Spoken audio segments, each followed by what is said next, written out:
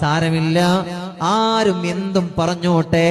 നമ്മൾ മഹാരഥന്മാരായ സലഫു സ്വാലിഹീങ്ങൾ കാണിച്ചു തന്ന ആ മനോഹരമായ സരണിയിലൂടെയാണ് നമ്മൾ മുന്നോട്ട് പോകുന്നത്.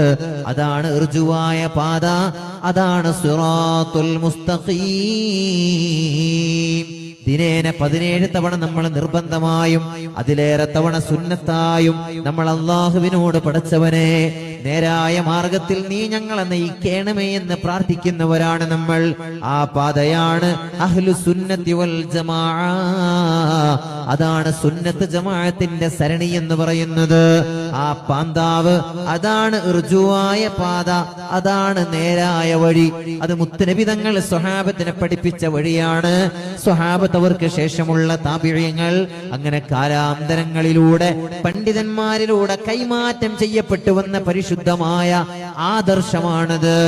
ലാ യസ്ലഹു ആഖിറു ഹാദിഹിൽ ഉമ്മ